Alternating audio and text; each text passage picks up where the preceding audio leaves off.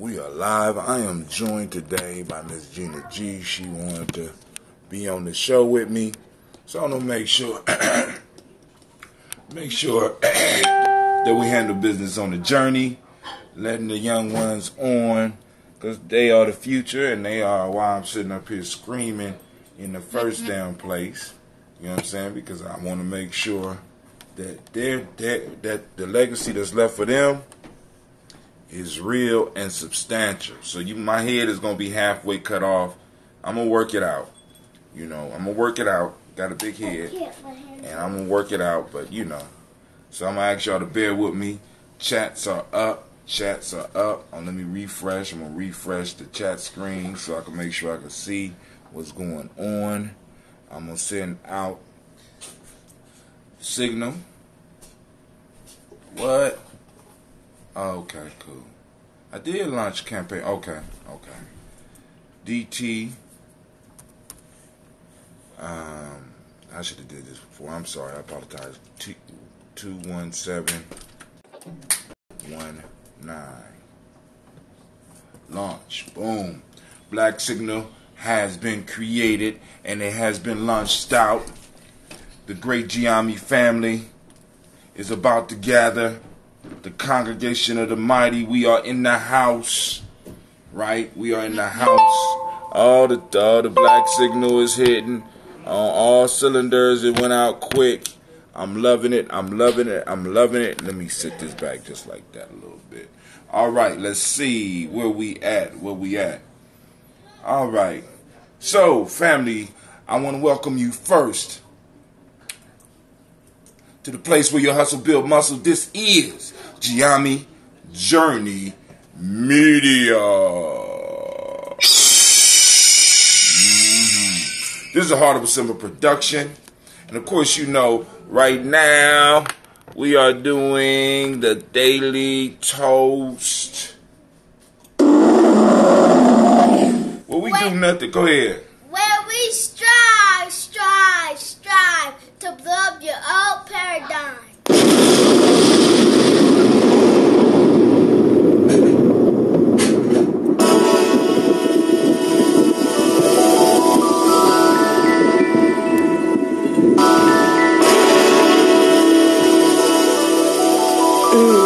Mr. Diddy.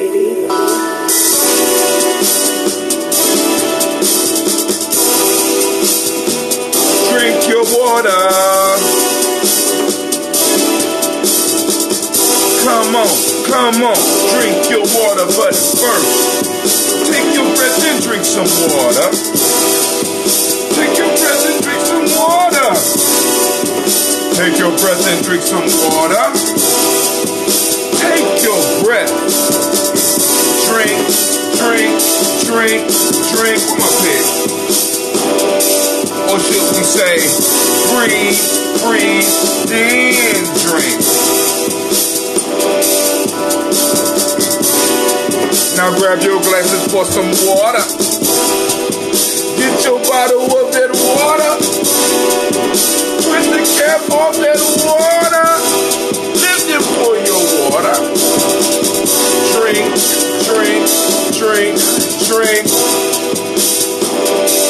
Or should we say, live for then drink. Now move your body and drink some water. Now move your body and drink some water. Now move your body and drink some water. Come on. Just move your body. Drink.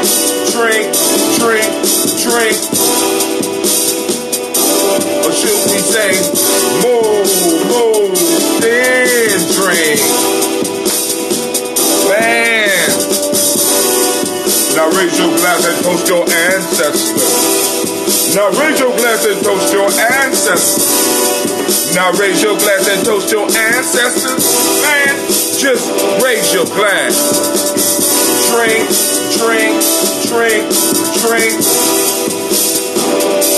Or should I say, live, toast, then drink.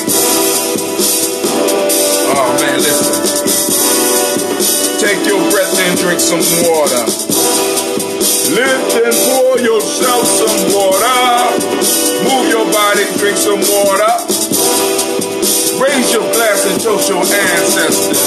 Breathe, live, move, toast. But the 4 pillars of health, Brother Hatim.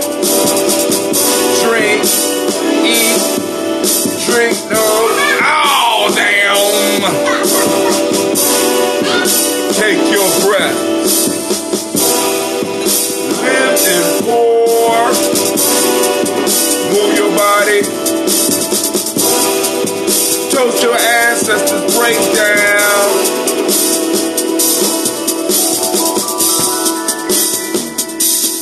Drink the water with me, family.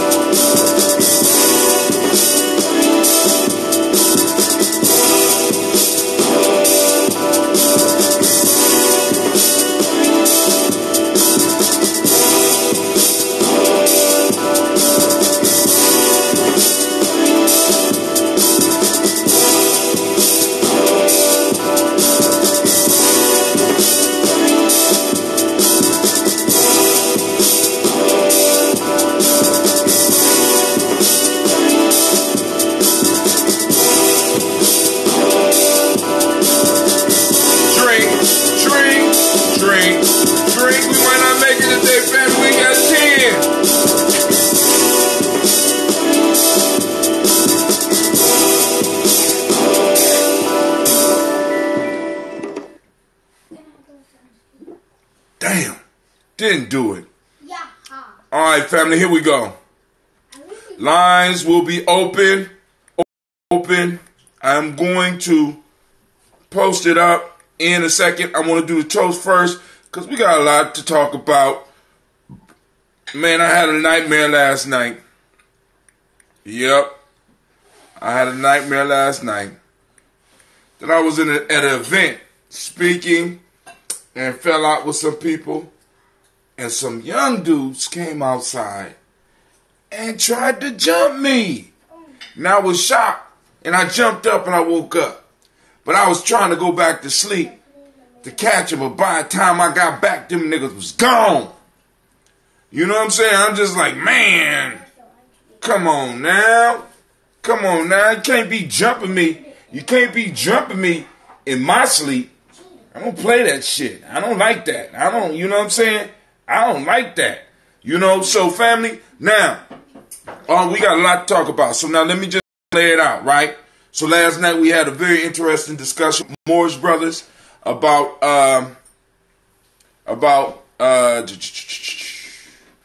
some of the Mosh brothers about ADOS and the connections and stuff. Very interesting conversation. I apologize to them on Facebook because it was horrible. It was about 20 different because it kept going in and going out. And, you know, so now this is why, once again, I got to either go on and put the money out or I got to get some better equipment so that when I'm in places like that, I can have directional mics. So if you want to get the live show, you have to, in a sense, go to Spreaker. And while you on Spreaker, you might as well follow the podcast because everything we do live here, we also do on the podcast so that you can listen at your convenience. Second, real good discussion. We're gonna talk about that. I want to see and discuss pieces of this thing from Monique and Steve Harvey. You know what I'm saying? The whole, the bag mentality. We in the money game versus the integrity game. We got the issue with the Columbus Way Project. I want to read a little bit from there. I also want to talk a little bit about the 2020 census and some of the moves we need to make. Now, as far as the Columbus Way Project, the one thing that I want to cover is an article that was in the Dispatch where they talk about, I posted it up on the Gye-Nyame Journey timeline. So now listen, family, we're moving into 2019 hard. I've been telling y'all about a newsletter. I finally put the money together and I got the software to do an effective newsletter, right? A digital newsletter. What I need now is contributors to the newsletter. Of course, I'm going to contribute. Of course, it's going to be the proverb of the week. There's a whole bunch of stuff and a whole bunch of directions we could take it in. And family, like I said, I'm depending on the family to help this come alive. Because it's important that we start being able to help. You gonna join me, Gina? It's important we become able to start framing the discussions that we have, and better yet, even better than framing, grounding all the discussions we have in us. Right? Grounding all the discussions we have in us as American descendants of slaves. I know that shit grates. It's like, hold on, let me pick my hair. My daughter want to use the pick. Somebody say what's up to Gina G, because we about to do this toast real quick. Then we're going to get into these conversations. But we got to start grounding all of our conversations in us. In us. You know what I'm saying? Brother Omar Farouk, what's up? Shouts out to S. Freedom Johnson. Thank you for joining us. So we got to start forming all of or grounding all of the discussions in us. And we have to start putting out the media topics, even though, because there's a lot of stuff on media. You know what I'm saying? A lot of stuff out there that might not necessarily need to be out there. You know what I'm saying? But it is. So we got to learn how to deal with it. Uh-oh. Oh, snap. Okay, so my little thing on this screen is off. Show's about to start. Okay. I see Miss Navita out there. You see they say, hey, Gina. Yeah. You know what I'm saying? So family, listen. So we got to start grounding every last discussion that we have in us. Just like the toast is grounded in us. It's about us. You know what I'm saying? So I'm just saying. Now, so when we look at this call is being recorded. When we look at the discussion around this Columbus Way project, right? One of the questions that was asked was how does this affect us? But we have to start being able to get people and hold people accountable for the language and how they talk about us. You understand what I'm saying? We got to be clear on the whole African American title. We got to be clear on what you mean by what you mean when you say black, people of color. We have to start extracting ourselves out of all that shit and make sure that people are talking to us. If you're talking about black, you know what I'm saying? Descendants of slaves, people who have been here generation after generation, catching the hell, and basically who the individuals that were the sacrificial lambs for this country, the blood sacrifice for this country to become legitimate.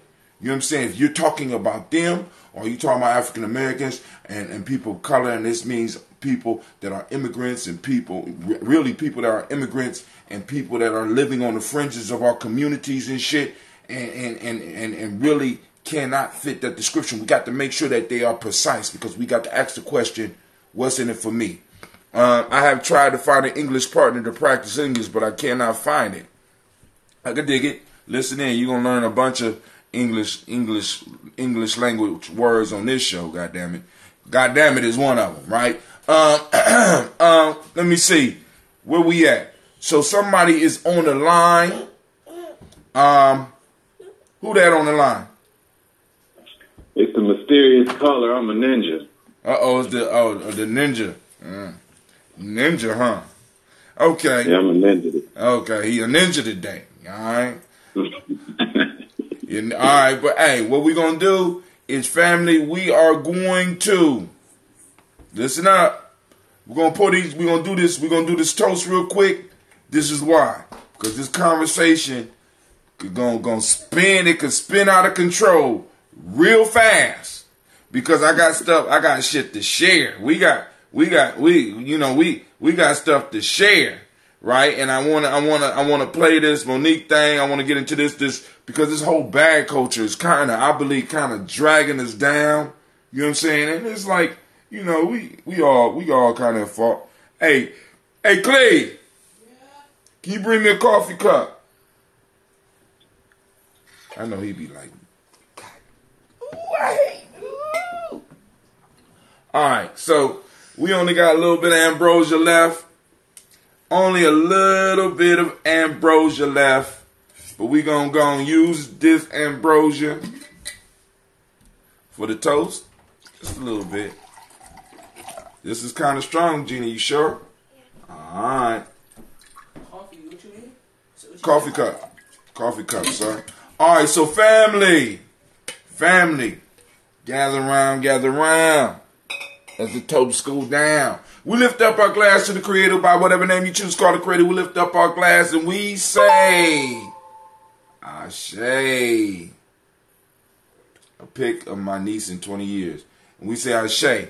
From there, family, where do we go? Where we go from here, Gina? We move to our ancestors. And we're going to go on and we're going to get them off. We got us a nice list. We always have room for more. So, family, by all means, go to Gye-Nyame Journey on Facebook. Go to Gye-Nyame Journey on YouTube. And inbox us, right? Send us a message. Throw your ancestors up there if you want them to be on there. Damn, I forgot to write down a new number because I got a new number for the Black Line. If anybody out there that's watching and know the number to the Black Line because it's a new number, and because I got to go on and because I had to go and update.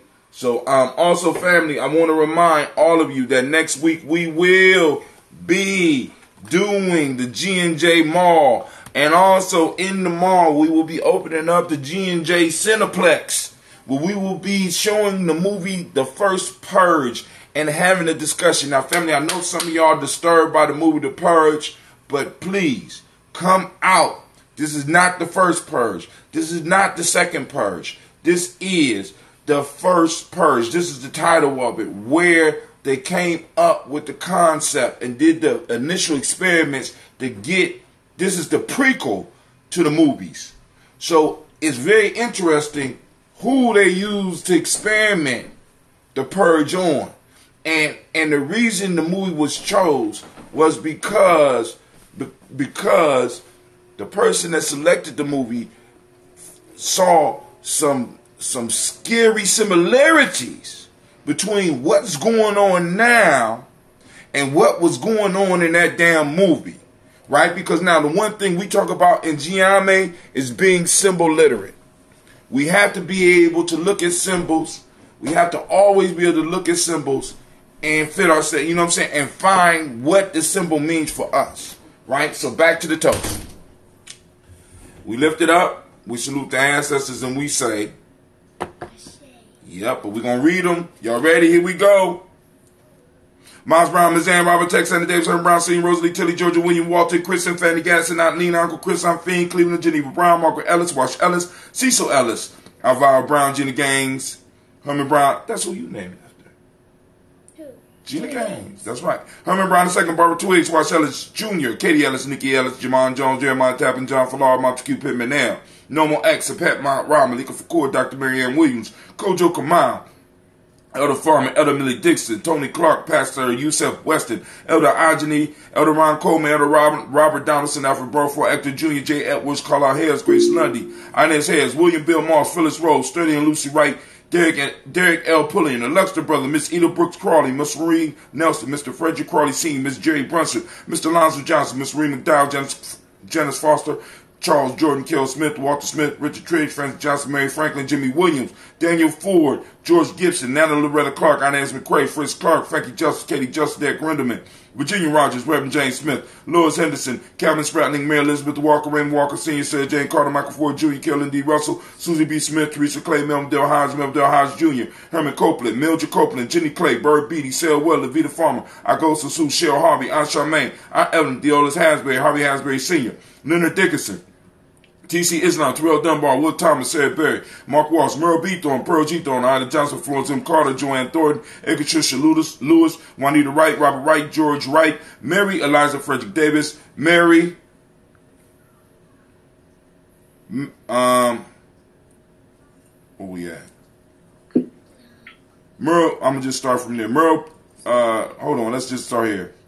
Melvin Dale Hines Jr., Herman Copeland, Mildred Copeland, Jenny Clay, Bird Beatty, Sarah Weller, Vita Farmer, Agosto Sue, Shell Harvey, Aunt Charmaine, Aunt Evelyn, Deolis Hasbury, Harvey Hasbury Sr., Linda Dixon, T.C. Islam, Terrell Dunbar, Will Thomas, Sarah Berry, Mark Walsh, Merle B. Thornton, Pearl G. Thornton, Ida Johnson, Florence Carter, Joanne Thornton, Edgar Trish Salutis, Juanita Wright, Robert Wright, George Wright, Mary Eliza Frederick Davis, May Elizabeth Rogers, May Esther Keachler Reese, Linda Watson Hammonds, Jarrell Giles Watson, Sparrow Slimmy, Selvin Lewis, Andrew Holmes, Pearl Moore, Percy Moore Jr., Mildred Owens, Booker T. Bolden, Charlie Hunt, Sammy Stover, Hilda Pearson, Sergey Thorne, Richard Thorne, Lavina Hall, Freeman Bankston, Mary Moss, Ophelia Peacock, Willie Thornton, Napoleon Kennedy, Mark Ramsey, Paul Ramsey, Matt Ramsey, David Ramsey, Charles E. Thornton, Frankie Quails, Urania Thornton, Bernice Quails. Hold on the line. We'll be with you in a second. Bernice Quails, Ernestine Jackson, Frankie Johnson, Teresa Mormon, Leon Johnson, Charles Bell, Vivian Ramsey, S.C. Johnson, Delrita Johnson, Leon Johnson, James W. West Sr., James Parham, Dana Jones, Henry Ward, James Farmer, Mary Chavez, Leon Grace, Bessie Johnson, Hattie Levester, Mary Moreland, Paul Moreland, Elder Caleb, Rosemary Martinez, Elder Amitab Wellman, Fred Douglas Triggs Sr., Delma Triggs, Thomas and Lula Berry, Lacey Eleanor Howe, Frecka Russell and Davis, Fred Douglas Triggs, the second Vina Triggs, Reverend Eddie Moore, Helen Fuller, Eugene Jackson Sr., Richard Ellis, Silas Alexander, Charles Maxwell, Percy Alexander, Arthur Reynolds, Stanley Lockhart, Ricky Lockhart, William Lockhart, Will Joe Lockhart, Brenda Porter, Deacon Hargrove, Carlos Sawyer, Andrew Parker, Doris Donald, Ellis Murphy, D'Amico Russell, Didymar Ayers, Gina Ruth Jones, Jana Callahan, William Walter West, Nigella Paris, Elder Basiji Falani, Jim Robinson, Gladys Johnson, Valerie Clark, John and Mary Sullivan, Dirk Johnson, Antonio Johnson, Delise Waters, DeFriedis Hines, Inez Bostic, Edna Bostic, Winifred Scantleberry, Wilson Haley, Elma Hines, Phyllis Lee, Eugene Spratling, Calvin Spratling, Charles Wooden, Penny Brown, Roy Lee Printup Jr., Miriam Johnson, Wilbur Longmire. Hello to Kimberly Sambo. Wilbur Longmire. Sambao or Sambo.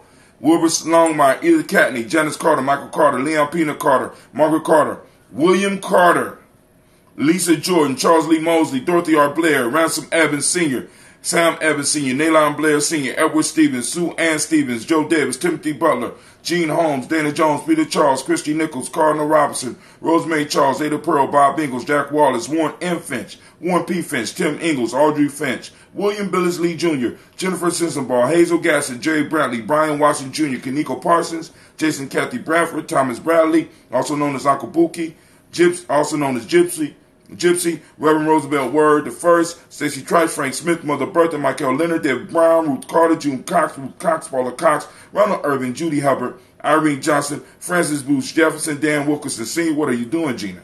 Real life here, Gye-Nyame Journey. Emma McClendon, Jerry Doyle, Mina Robinson, Mary Nichols, Patricia Williams, Shabaka Teray, Greg G2 Gibson, Donna Hill, Richard Glebus, Lee Irby, Tommy Irby, Boy Irby, Jim Gaucher, George and Hallie Johnson, Archie and Margaret Armstead, Diane Scott, Erica Armstrong, Claire Fox, Gene Evans, Archie Beck, Anna McGill, Charles McDaniel, Christine Cottrell, Aunt Becca, Alice Arnold, Arthur Arnold, Hattie Reed, Charles Reed, Eula and Andrew Baker, Patricia and Edwin Brooks, Gwendolyn and Bob Hatch, Kimball Vernon, Bradley Kim, Janie Harriet Tubman Cates, Spencer Sturgis, Sally Mae Baker, Ethel Baker, Creola Baker, Geneva Baker, Aaron Nino Baby Hatch, Sr., Mally Miller, Housie Hatchstack, Cleveland, Mother Gibson, Alex Nixon, John Bowie, Lester and Rachel Saunders, Dorita Ross, Viola Ross, Robert Nelson, Francis Stevenson, Leroy Stokes, Neely Johnson, Fletcher Swan, Melanie Charlie Scott, Ida Casey, Thomas Coper, Vivian Stevenson, Mona Ann Lewis, Cornetta Lyman Lewis, John Jackson, William Dallas Lewis, Mary Francis Chappelle Jackson, Michael Slade, Joanne Perkins, Richard Jackson, Martha Ford, Dawson, Big Mama, Nanny Harris, Eva Ford, James Harrison, Margaret Towns, Mary Williams, Leroy Q. Heath Sr., Albert Moore, Miss Benella, Albert Motley, Geraldine Elizabeth, Douglas Thompson, Erlington Houston Ludd, Alls, Elijah Alls, Jerome Alls, Henry West Staten, Joe Jamel Alls, and Pierce, Donald Carter, Lily Green, Nathan Green, Beth Vaughn, John Dewey, Ruth Beard, Tim Butler, Remy Laura Newton, J.B. Froggy, Thomas Newton Sr., Baba Naeem, Jeanette Sanders, Jerry C. Sanders, R. Pruitt, Roy Pruitt, H.J. Brantley Sr., Henry Wilson, Rufus Jenkins, Minnie Wilson, Catherine Sanders, Muriel Ellis, Elizabeth Sanders, Henrietta Irby, Mildred Armstead, Margaret Armstead, Catherine Anthony, Ruby Brown, Charles Walker Sr., Charlie Walker, Cecil Russell, Dan Urban, Haroon Phillips, where we at? Woo! Margaret Logan, lost my part. Lee Green at the Greenback Bond, John Dewey, Ruth Beard, Tim Butler, Remy Laura Newton, J.B. Foggy, Thomas Newton Sr., Barbara Naeem, Jeanette Sanders, Jerry C. Sanders, Roy Pruitt, H.A. Brantley Sr., Henry Wilson, Rufus Jenkins, Minnie Wilson, Catherine Sanders, Muriel Ellis, Elizabeth Sanders, Henrietta Irby, Mildred Armstead, Margaret Armstead, Catherine Anthony, Ruby Brown, Charles Walker Sr., Charlie Walker, Cecil Russell, Diane Urban, Haroon Phillips, William Ford, Margaret Logan, Phyllis Barnett, Lee Urban Sr., Michael Urban, Ozella Watson, Hugo Watson, John Caldwell Sr., Robbie Lee Caldwell, Nevaeh Mitchell, Ron McCormick Sr., Sabrina Easley, Rayshawn Easley, Javea McCormick, Barbara Ann Reed, Dorothy Ann Reed, John Reed, Shekamaha Reed Jr., John Reed Jr., Patricia Reed, Edward R. Benson Sr., Ethel H. McNair, Louis Fernandez, Jacqueline Broadus, Reginald Oliver, Mazarine Kofer, George Swan, Imani Grayson, Charles Scott, Charles H. Scott, Michael Morgan, Charlene Morgan, Sybil Edwards McNabb, Annie Ferguson, William Ferguson, and Shelby McClendon. Here we go, family. Joella Giles, James Carswell, Liberta Adams, Aunt Sis, Elder Shaka McNair, Anthony Brown, Jonathan Ford, Lottie Gaucher, Cousin Tony, Michael Johnson, James Jimmy Johnson, Barbara Shang Lewis, Ronald Shelton Jr., Damian Top, Westina Banks, Joseph Bingham, Quincy, Mama, Aunt Lady, Abraham Isaac Cundiff, Aunt Barbara Lewis, Renee Johnson, Joey, Ryan Ross Riggins, Jamonte, Marcus Price, Ness Words, Marshawn McCarroll, Demetrius Beard, Herb Jefferson, Ralph Mickens, Eric Walker, Quasi Sample, Candace Simmons, Severin Clayton. What are you doing, girl? Leonard Jones, Melvin Scott Sr., Elder Clarence Lumpkin. We lift up our glass and we salute. You ain't toasting with me no more? You just trying to give me that. You go ahead, show them. That's Cerebro Lux, right? Family, listen. We lift up our glass. We salute all of our ancestors, all that are here, and all those that are to come. We lift up our glass and we say, Ashe. From there, family, where do we go? Where do we go? From there, we move. And where do we move to? We move to the present moment. Right now, we are in Imani. Let's go because I got people waiting, and I know y'all want to have these conversations. We are on Imani. And for those that don't speak the language, Imani means faith. Faith. Hold on, let me get this picture. Stop.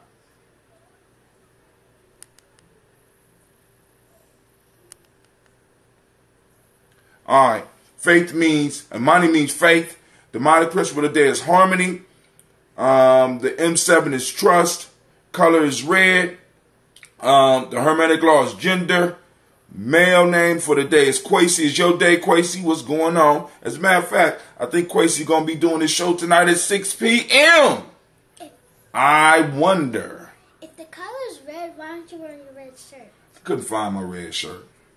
Was too lazy. I ain't go downstairs. Hermetic law is gender. Male name for the day is Quasi. Female name is Akasua. Right? So we lift up our glass in this moment, understanding that in this moment is where all our power lie. Family, if we are not taking advantage of the moment, if we are not working in the moment, if we are not hustling in the morning, we are doing our ancestors as well as those future generations a disservice because they depend on us to lay the foundation upon which they will stand and also the foundation on which their lessons will be taught. We have a pact with the past as well as the present. In this moment, we lift up our glass and we say, Ashe. From there, we move on to our children, our children's children, on to infinity, because we're responsible for them, right? And we say, Ashe, give me a future. All right, we lift up our glass and we move from there and we go to all of our relations and we toast and we say, Ashe. 100 years. No, not yet. Then we gonna give you that moment. It's your moment, family. What is it that you need in order to move to the next level? What is it that you need to build in this moment?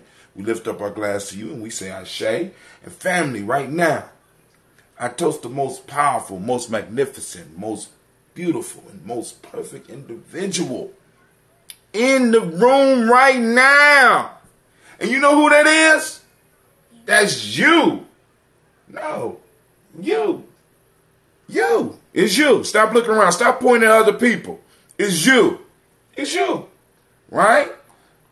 We lift up our glass and we say, Ashe, Ashe, Ashe. I wish you peace, power, joy in 100 years. And now the lines are open. We can sip on some of this.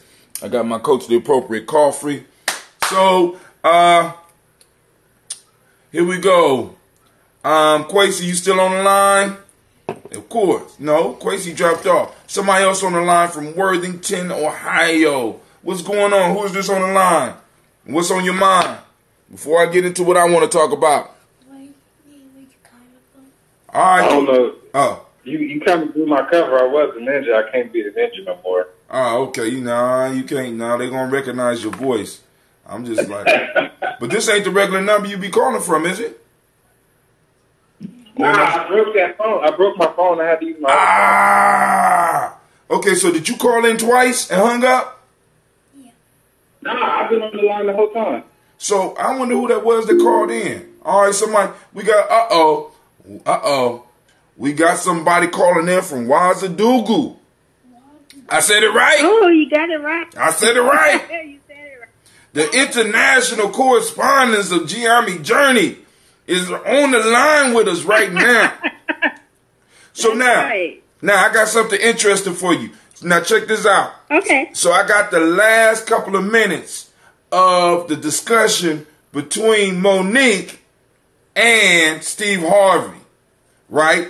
And I kind of want, I want to get into it because this is an important discussion, especially since we're moving into what we're moving into, because it's been a long time since I had a dream that I got jumped. I had a dream I got jumped last night, Quasi. I woke up, I jumped up, and I tried to go back to sleep to find them.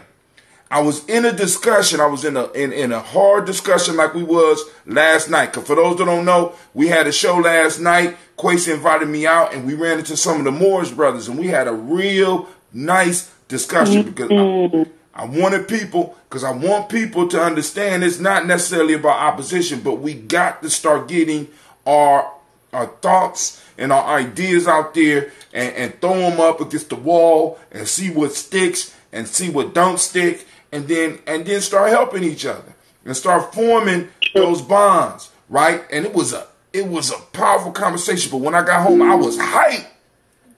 I went to bed and I was in a discussion in my dream, and the discussion of ADOS came up, and people started getting upset, started getting mad. Because I start identifying our interest in the discussion. And they got upset and they got mad. And it led to a point because I left, I was on my way out. Quasi was in a dream. I was on my way out and somebody was trying to get on me at first, and Quasi stopped him. And I walked out the door. And as I was walking out the door, two other brothers started following me. Quasi was still inside. I walked away. And that's when the jumping commenced. But this was just a dream. But what this is telling me is subconsciously, one, I'm still wrestling with the title of ADOS, and I know that there's a bunch of our people out there that are going to be wrestling with this title. Now, the reason I wanted to bring that up with this discussion is because the thing that Steve Harvey is bringing out is one of the major dangers. Where my alert at? I need to warn everybody. I need to warn everybody. Take cover. Take cover. Fuckery alert. Fuckery alert. Please, batten down the hatches. Batten down the hatches. Fuckery is afoot, and it's dangerous. All right, so here we go. I'm gonna play the last little piece. This probably get me in some trouble on one of these platforms, but I don't, we got to build. So listen to this. This is the end of, this is probably close to the end of their discussion. Let me make sure that I got it all the way up. Nope, I turned it off. Make sure it's all the way up. So here we go. See, I'm hearing what you're saying, baby, and I agree with it when the narrative changes. But if all of y'all said, this is the only issue I have with it, baby, when all of y'all said privately, to include Oprah, all of y'all said privately, I've done nothing wrong. When you tell the truth, you have to deal with the repercussions of the truth. We black out here. We can't come out here and do it any kind of way we want to. Listen to me. Your husband can't be the Sydney that he really is out here. Let me tell you something. That flexing, we got to flex a different way. We out here in a game. This the money game. This ain't the black man's game. This ain't the white man's game. This is the money game. But we in the money game. And you cannot sacrifice yourself. The best thing you can do for poor people is not be one of them. You cannot help them. We're in the money game. But let me tell you. Now, because Monique about to hit him in the mouth. Is everybody on the line? Could y'all hear it? I want to make sure y'all hear it. Yeah, I heard it. Because Monique about to bust him in his mouth. But first, let's listen to what he said. He said that it's the money game. You can't be out here sacrificing yourself, right? And I mean, just listen to the tone, because this is the mind state of many of the people that we are going to be dealing with and that we deal with on a daily basis. We have to understand this and be very clear. This is a very, very dangerous issue, because this is why I'm bringing this up in context of my dream. What we have to understand is that they won't attack you from outside unless they have to. When they come at us, they are first going to attack. They're first going to use their quote unquote Agent Smiths on the inside. All they got to do is push the button, and anybody around us can turn into Agent Smith. You know what I'm saying? Give you a couple of extra cookies. You know what I'm saying? Give you some extra weed. You know what I'm saying? This is the environment we live in, where it's not about you black. You can't come out here and be like that. You can't be flexing like that. Listen to this shit. But go ahead, I'm sorry. And then I'm gonna let the game is before the money game. Like before the money game, it's called the integrity game. And we've lost the integrity worrying about the money. But Mo, wait a minute. If I crumble, my children crumble, my grandchildren crumble. I cannot, for the sake of my integrity, stand up here and let everybody that's counting on me crumble so I can make a statement. There are ways to win. Now, listen, I don't know if that's canned applause or if that's real applause, but I want you to hear what our people is clapping to and what the audience is clapping to.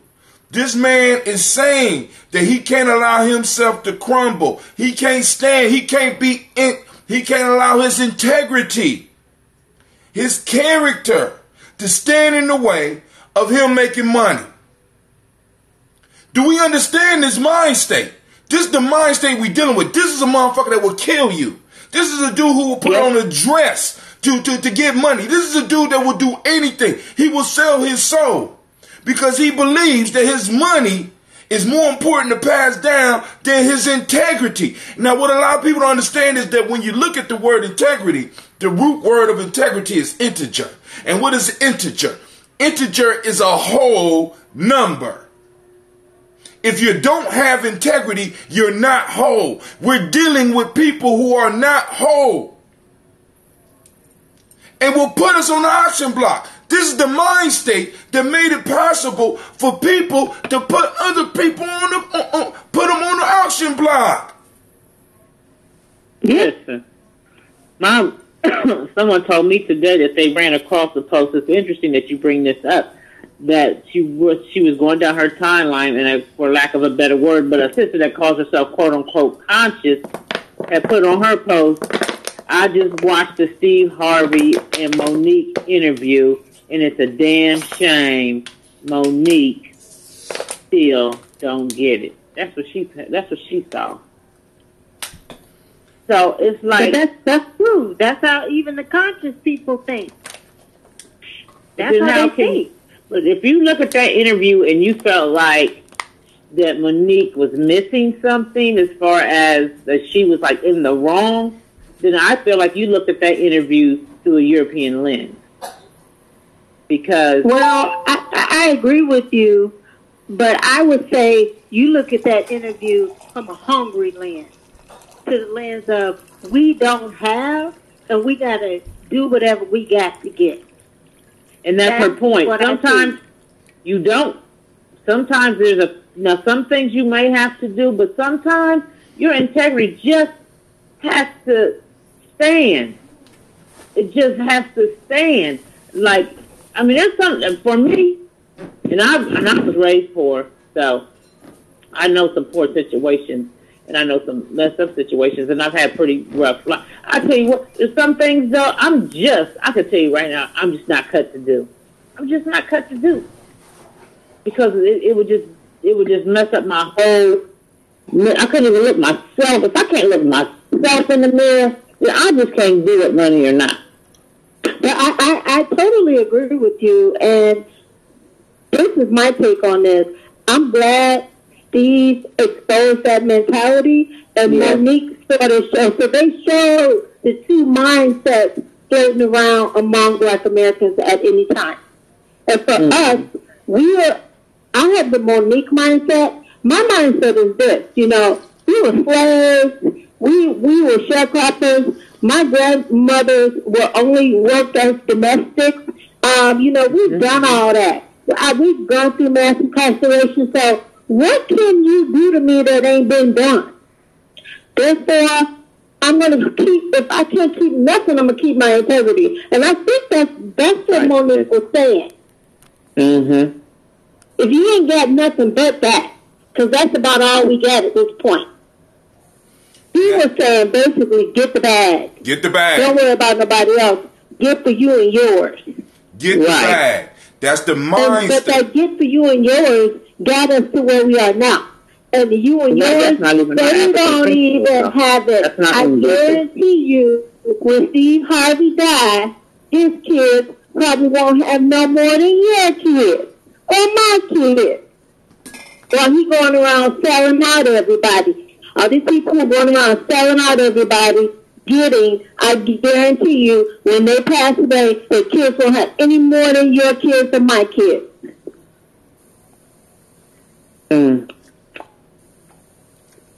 Because we got family. This mind state. Yeah.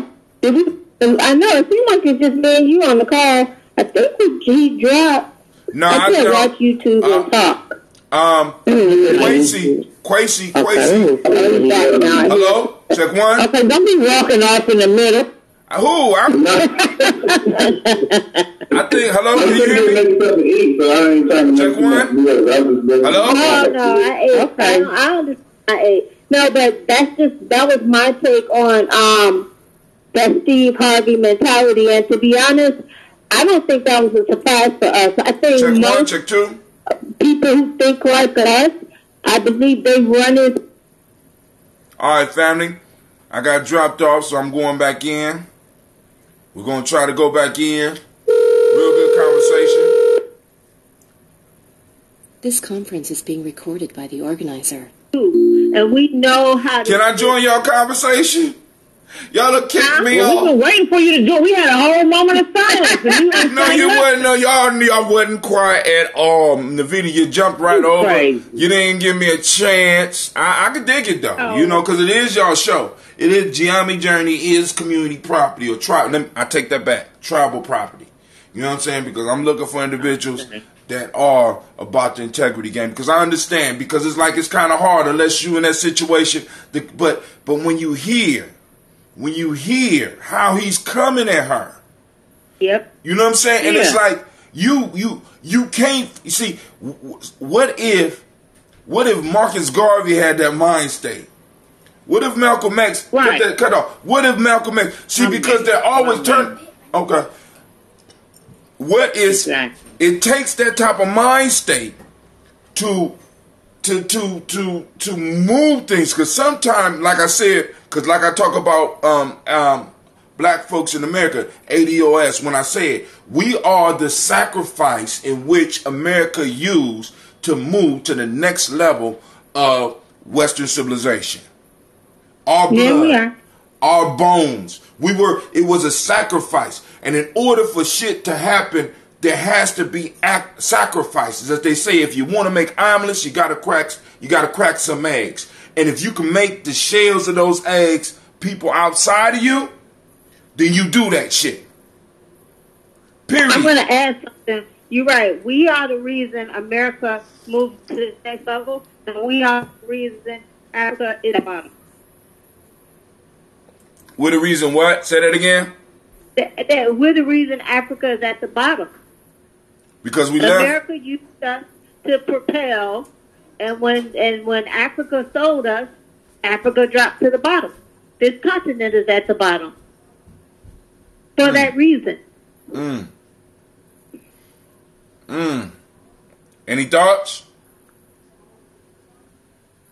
That are we the reason that Africa is what it is? No, because we're gone. Because we're gone. Because we're gone. They got rid of. They said that transatlantic slave trade half of the population of Africa, of sub-Saharan Africa. Half. Basically, Africa sold its integrity, is what you're saying, right? Yep. Hard truths, family. That's what we do. Blowing up paradigms. You know what I'm saying? Because and yeah, right. That's pretty devastating. I never thought of it quite that plainly, but that sounds about right. Yep. So now that brings me to for America to get on top. That brings me. That pushed Africa to the bottom. Check one, check two. Integrity. Check one, check two. Continue to do so. Things. Yep. Once again, they keep kicking me out. Y'all so damn mean. This conference is being recorded by the organizer. Factor as a people still is, can we understand that it's a continuous thing? Because one of the 48 laws of power is planned all the way to the end. So even in that, understanding that our people seem to be thinking that this shit is all just spontaneously happen. Like, you're always going to be revising, but there's always an end game. Like strategists, military minds always have an end game. They don't start some shit unless it's something that they're all simply trying to accomplish. And it never was like to create America and get money and this and that. All of those things were means to an end. It was to be the most dominant human or humanoid species on the planet. And another of the 48 laws of power is crush your enemy totally. And they weren't able to do that. That's what they see, because they haven't given up. Like, I think it's been a long-term process. I don't think that saying that they weren't able to do it is, I think that they're still actively working on it, because they all have to they have to do it while we're asleep, because they know if we wake up, we are pretty fucking vicious. Oh, and the wake up is upon another wake up is upon us. You know what I'm saying? We've been rolling over in the past, but I think we're about to get up out the bed real soon, and the world is gonna be shocked. You know what I'm saying? But now, and also now, this is one of the things that I want to be careful on, because these motherfuckers ain't that smart. I'm just saying. I got to throw that out there. You know what I'm saying? Because sometimes we make them a little bit smarter than they might actually be, because anybody ever plans something know that, all right, cool. The objective is to have the party. But all of the shit that happens to have the surprise party that happened in between, you know what I'm saying? You have to adjust. And they just basically adjusted. And now we adjusted. And the question and the thing that we got to determine for ourselves, Quasi, is what is the end?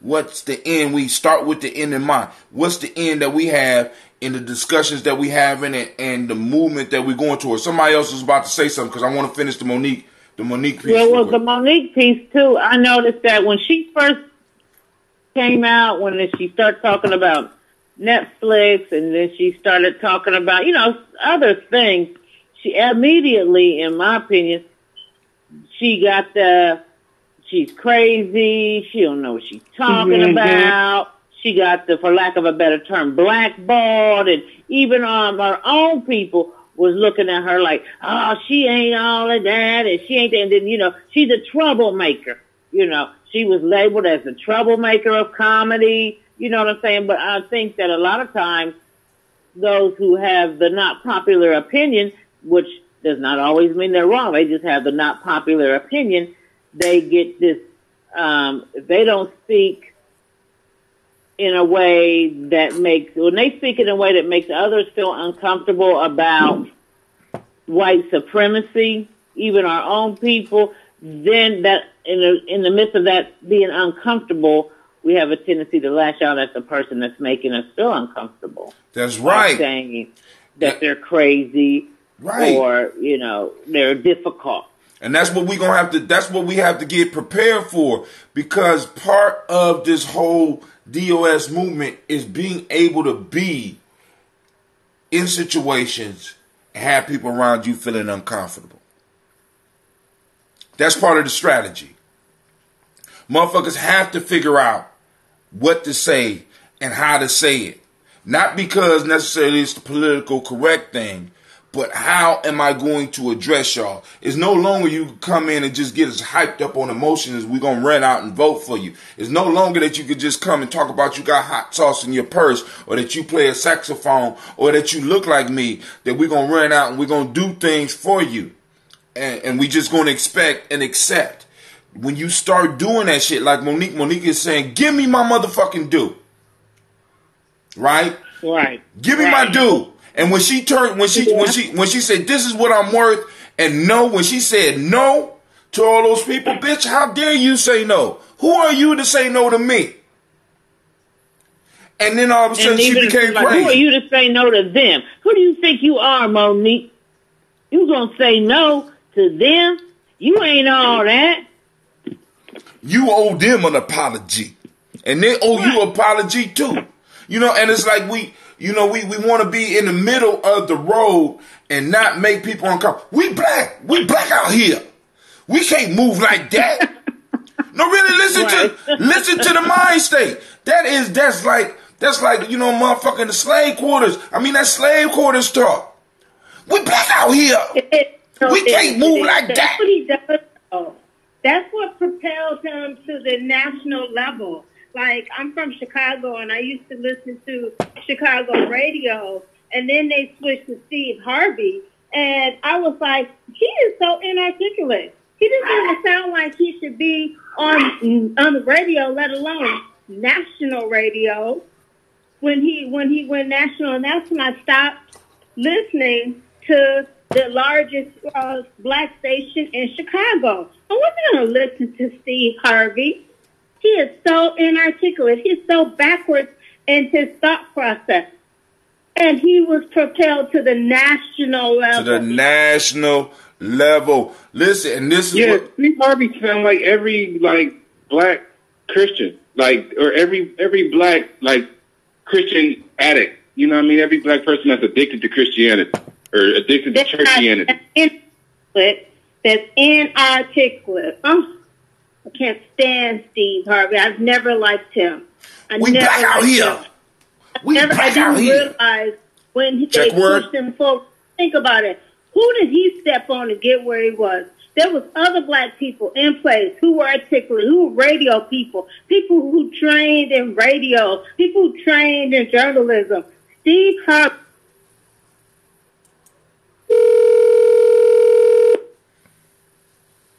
This conference is being recorded by the organizer. A lot of black folks. Matter of fact, who passed away? Was that Bernie Mac? Bernie Mac. You know Bernie Mac. He's funny. He fucked Bernie Mac. He was by far the least funniest of the king of comedy. Wait, hold on, time out. See, Bernie we gotta Mac got offered a role in that Ocean's 11 or whatever that movie is. What is it, Ocean's 11? Hey, check this out. Hello? We got to be clear that Steve Harvey, see, a lot of people, I want y'all to think about this. Was Steve Harvey a king of comedy? He was the host. He was the host. He wasn't the king of comedy. He was a goddamn host. Exactly. We got to be clear about that. But he got chose. He got chose. For a reason. Look, I ain't saying he didn't. But hold on. Let's go and finish this. Let's go and finish the last couple of seconds of this interview because we black out here. We can't move like that. Quincy, you can't be flexing on motherfuckers and saying shit that could... Listen, Quincy... Master let you use the phone? Right, listen, Quincy is one of those that you be sitting in a conversation be like, we gonna have to fight. This motherfucker, Quincy say some shit to motherfuckers that you be like... I agree. You was just supposed to think that shit. I'm thinking, you just supposed to... This nigga just... Look, hold on, homie. This nigga said some shit last night. I said, oh, we about to fight up in this motherfucker. Oh, my God. Quite. Oh, my God. I be like, oh. I ain't listen. Hey, those that want to hear it, call in. I mean, don't call in, but listen to the show on Spreaker because it was fucked up on Facebook, but I want to make sure the Facebook family knew it was on. But this is the end. This is the end of the Monique piece. You said what? What show are we listening to? The show from last night. But right now we're listening to Monique having a conversation with Steve Harvey. And right now the discussion... I'm gonna say real quick, go ahead. It's your fault. You taught me steel sharpens steel. Iron sharpens iron. You goddamn right. You know, listen. I gotta see what people... I'm gonna check the temperature in the room. Listen. You do with me... Because I was with my elder Gaylord. I would be in meetings, and I would disrupt that shit just by just spurting out some shit. And everybody either be mad or laughing. And Gaylord looked at me one day and say, listen, dog, I put that shit in you. That's what the fuck you supposed to do. You know what I'm saying? And it's like, yo, it's not mad. I'm just letting you know because I can't wait till you get to the point where one day me and you talking and you going to be talking about the young person up under you that is just spouting shit off because that's what you helped this motherfucker become. Be like, oh my God, we about to fight. But hold on, let's finish this interview. Let's do. The war in a different way. We got more right after this. Oh, my fault. He went to a commercial. My fault. Hold on. I'm going to back up just a little bit. And we've lost the integrity worrying about the money. But Mo. And wait a minute. We're going to play it all the way through fucking. Oprah. All of y'all said privately, I've done nothing wrong. When you tell the truth, you have to deal with the repercussions of the truth. We black out here. We can't come out here and do it any kind of way we want to. Listen to me. Y'all. I have to stop it. When you black, you can't tell the truth. I'm going to keep it moving. Husband can't be the Sydney that he really is out here. Let me tell you something. That flexing, we got to flex a different way. We out here in a game. This the money game. This ain't the black man's game. This ain't the white man's game. This is the money game. But we in the money game. And you cannot sacrifice yourself. The best thing you can do for poor people is not be one of them. You cannot help them. We're in the money game. But let me tell you what the game is before the money game. Like before the money game is called the integrity game. And we've lost the integrity worrying about the money. But Mo, and wait a minute. If I crumble, my children crumble, my grandchildren crumble. I cannot, for the sake of my integrity, stand up here and let everybody that's counting on me crumble so I can make a statement. There are ways to win the war in a different way. We got more right after this. We ain't got no more after that. I'm cutting that motherfucker off. Listen, I am family. First off, the best way to help black poor people who he majority talk to is not to be one of them. That's Pastor Pimp talk. Yeah. Yep. I mean, you know what I'm saying? And it's like, yo, I mean, I sometimes I don't honestly, like, for example, because I also wanted to talk a little bit about, because Mayweather fits into the same type of shit. Oh, yes, he does, baby. You know what I'm saying? These motherfuckers actually think they escaped blackness because of the money. They have escaped our issues. They haven't escaped. You know what it is, Hatim? What is it? Sometimes I find that we use some terms like rather loosely, right, and inaccurately. I always talk about the term Uncle Tom, but that's not what I'm going to talk about right now because I don't know if you took your meds today. But what I want to talk about is this term coon and this idea of blackface. this idea that my girlfriend, she works for Alliance Data. She told me, she said last year they had this thing where they invited Alliance Data does a lot of stuff in the schools, right? They donate a lot of money, right? They donate food bags every winter. They do a lot for Columbus City schools, right? Different schools, probably different districts too. She said, so they did this thing with the kids. She said that there's not too many black people, especially that work in her department, right? So she said they go down to this place, and they got all these black kids on this stage performing, and she said you got all these white people sitting in the audience, and then you got a few black people. And she said she was watching the whole time thinking, damn, this looks like some buffoonery, right? It looks like these white people are being entertained by black folks, right? This conversation just happened Thursday, but it makes me think of our entertainers. Some of these entertainers are cool. Some of these people that speak, try to advocate, put themselves in the forefront as if they are our voice, as if they are our image. They are cool. They are entertaining white folks. So I used to say this about your dude, and then I'm going to get off of it. Your dude, what's his name? I don't know. Listen. No, you can say his name, but I don't know why you want to preface it with my dude. I listen to multiple people, so I'm going to say it for you. Tommy Sotomayor. You know what I'm saying? Yes. So now. So my thing with him was not that that shit is hilarious. I'm sorry. Some of that shit. It wasn't as if there was never any truth in the things that he said, because there was. But I just felt like he was entertaining an audience, and it was inappropriate. You know what I'm saying? Now I'll call some shit out too, and sometimes people get mad at me. You know what I'm saying? I'll say something and people get mad at me too. But I felt like he was doing it on a regular, and the people who the audience he was entertaining and giving fire to wasn't us. You see what I'm saying? True. But some of these people are blackface. Your dude Mayweather, I was gonna call him Mayweather. He's blackface. He's a coon. And he is. Like I said, he used to not be. I don't know. Yeah, the unfortunate part is he's isolated. We use that term. We use that term so often, and a lot of times we're using it wrong. You know what I'm saying? We just call people coons, but really these coons are these people that will poke fun at us, who will give these white folks energy to ridicule, to dog. You know what I'm saying? They perpetuate the stereotype. That's what it is. I with you. I just think that I think we shouldn't be too tight with that term. I think we should apply it as loosely as possible, because we have a lot of people who have that, and then they put on a mask when they're with us. You know, they do a lot of that, covering up when they're with us, and then they switch. They do code switching all the time. So I don't think we're wrong with using that loosely. I don't think we're wrong with that.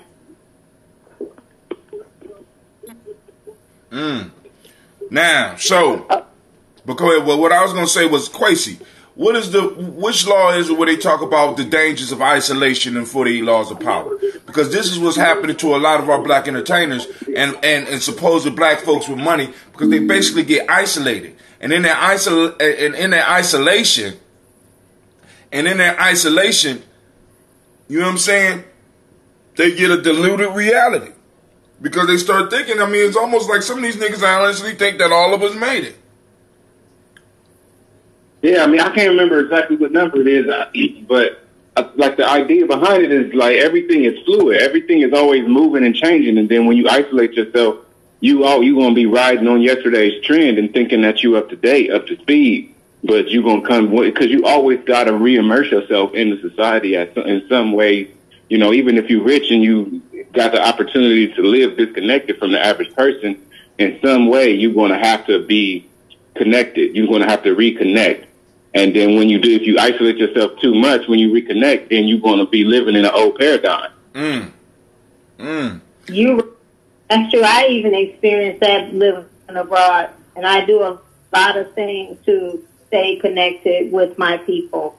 So And sometimes I have been accused of being disconnected, primarily from my family members. When I say things about black people, they tell me, well, you don't know, you're not here. Question on that front. Now, I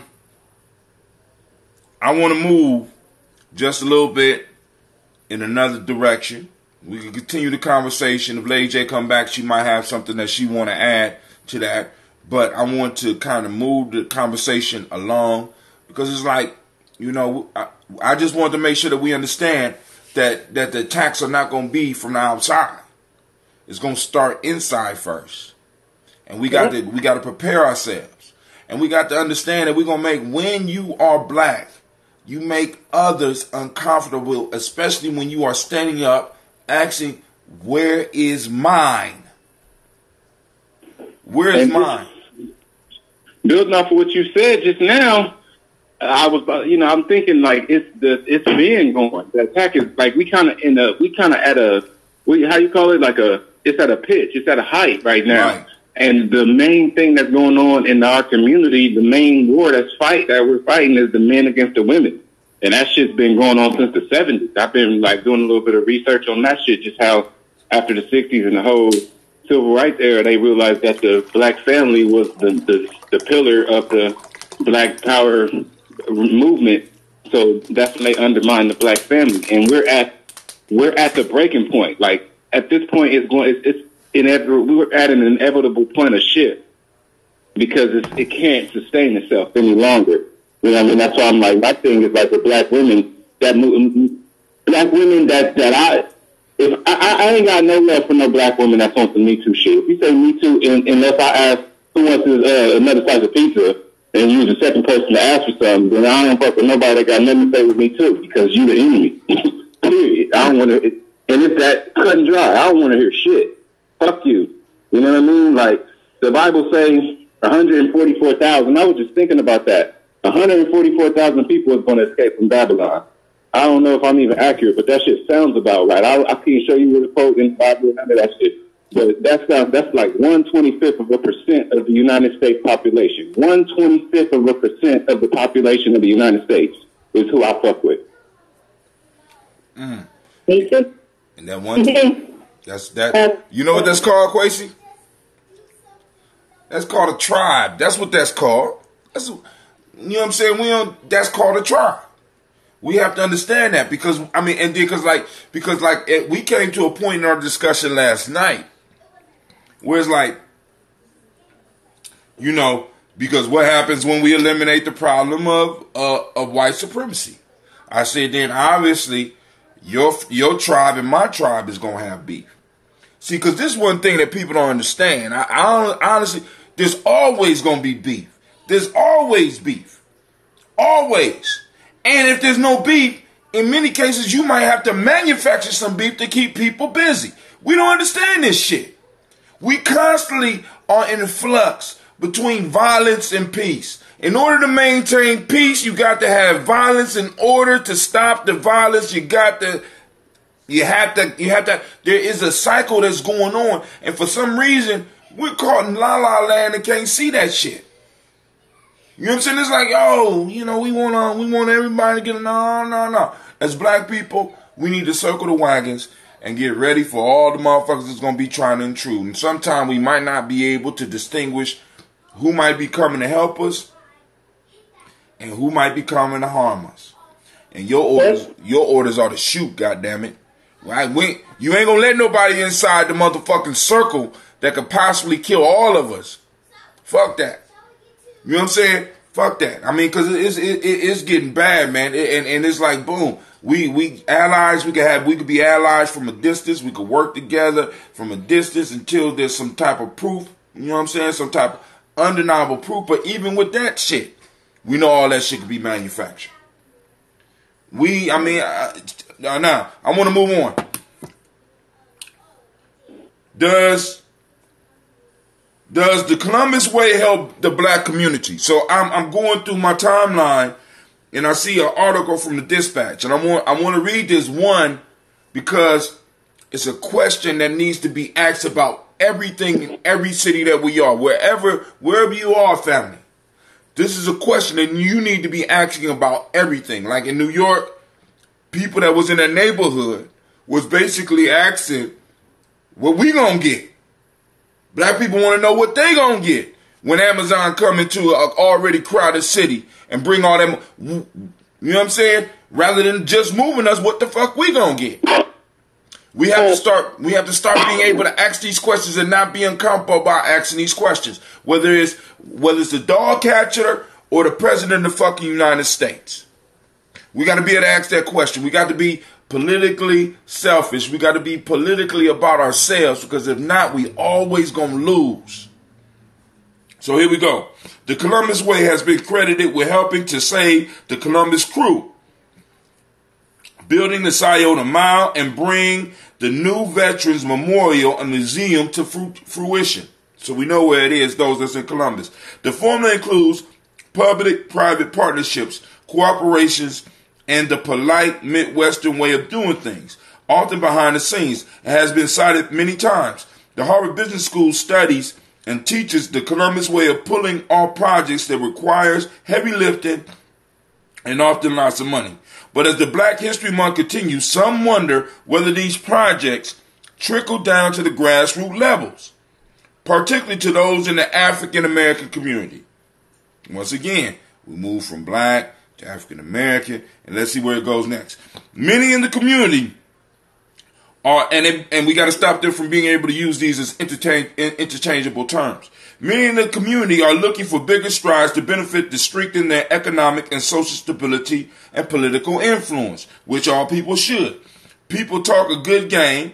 I want to see action, said Nana Watson, who leads the NAACP Columbus chapter. Nobody wants to have an in-depth conversation in the community. Everybody gets along. But not everything is good, she said. People are in poverty, and I'm going to stop at these numbers, and you could go on and read the rest, because the reason I pulled it up, because I want to share these numbers, because I want y'all to see this shit. There's inadequate housing. All of those things have to do with race relations.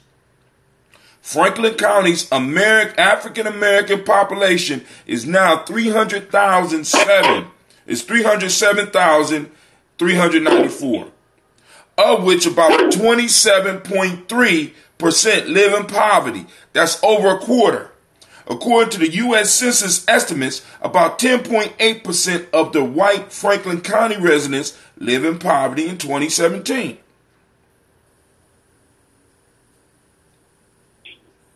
Did y'all hear what I said? Yeah, I heard it. Say it again.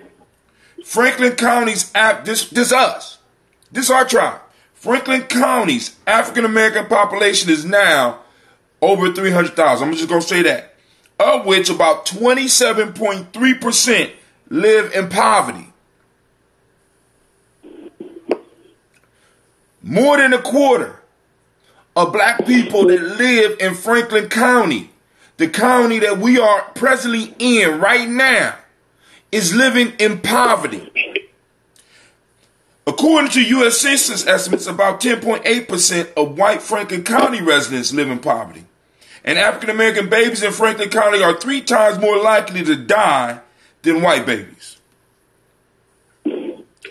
Watson said race relations are better here than they were decades ago, but not as good as they should be. She mentioned the Kerner Commission report from 1968, which concluded that the nation was fracturing into 2 societies, one black, one white, separate but equal, separate and unequal. Now, I just wanted to stress those numbers. So just here in Franklin County, a quarter of the people that look like us. That means 1 out of every 4 of us, when we get together, 1 out of every 4 is in poverty. Based on what they call poverty. and then, yeah, let's get to that shit. Based on what they call poverty. What they call poverty. So actually, how many is it?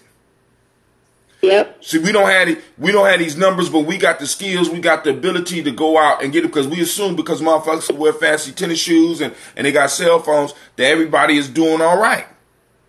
No. And the question that's being asked of this project and that we need to start asking is, where's my cut? Yep. Where's the guaranteed paid jobs for my people? What benefits will we receive from this project since it's the Columbus Way? Or does the Columbus Way not include us? We're not in on those discussions. And the ones of us that are in on the discussion are isolated and think like Steve Harvey. Yeah. The people sitting at the table, so that's how they think. Sitting at the table, talking about we black out here. We can't flex like that. Right. Because if you do, NASA gonna get you. Gonna get you. And I'm living good. I don't know about the rest of you niggas, and I really don't care. See, and what we have to do is we have to start electing conscious politicians. And I'm not talking about conscious in our way. I'm talking about politicians that are aware of us, that speak and address us, and that we know is beholden to us, and we are able to reward and punish. Fuck all the other shit. Everything you're saying is right. I just feel like we need to understand what we up against. It hasn't gotten really serious yet, but you remember when it does get serious, they're ready. You know, the opposition is ready. So we need to, if we're gonna, one thing Steve Hardy, Steve Hardy, he did say, if you tell the truth, you need to be ready for those consequences. We are people telling the truth, and we need to be ready for those consequences. Are we ready?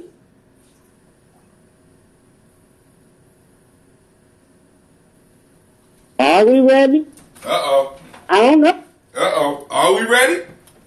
See, and that's one of the questions that we have to start having within our circles. Are we ready? Because what does being ready mean? Because it ain't just about storing up food and shit. I mean, that's cool. Right. You know, that's cool. But it's more than about that shit. See, because now, I was reading a bit. I'm not officially in, but Yvette Cornell has a reading. What is it? When you read a book together, and I went out a book club, and I got the book that they are looking at is American Freedom, American Slavery, or some shit like that. Now, at the end of the book, because I was kind of disappointed by the goddamn book, actually, but it gave me some good ass information because they talk about the formation of Virginia prior to a certain time up into about the American Revolution and how they had formed a commerce system using tobacco. And one of the things that you start understanding is that the mind state that Thomas Jefferson was in, he was saying that, and in a sense, Socrates and other thinkers agreed with him that the only way that you can really sustain a republic is by having people who actually work in the soil and produce something. They don't consider motherfuckers that are merchants and they really don't, because they say that compromises a population, because your business depends on you being able to do business with others, which means that you could easily sell out. So the way to establish a secure republic is by having the members of the republic that are able to be as independent as possible. And part of that food piece is we already know we exist in food deserts. We already know that if the shit go down, that in order for us to eat, we're gonna have to click up and go on food runs. You understand what I'm saying? I'm not talking about going grocery shopping. I'm talking about having those pistols, having those rifles, and going on motherfucking food runs. What food run? What? And I'm just multiple people living together, multiple families living together in one house. Because if the shit hit Are the you fan, ready for that? Ready for that? I practiced for that shit for Sharing years. cars. You don't have your own car because you truth tellers, it's gonna be hard for y'all to get jobs. So you may have 1 out of 4 who works sustainably. The rest got to lean on him. Are we ready to share cars? Are we ready to give money to people who are sick? Are we ready for that? I don't know. I mean, that's what that said.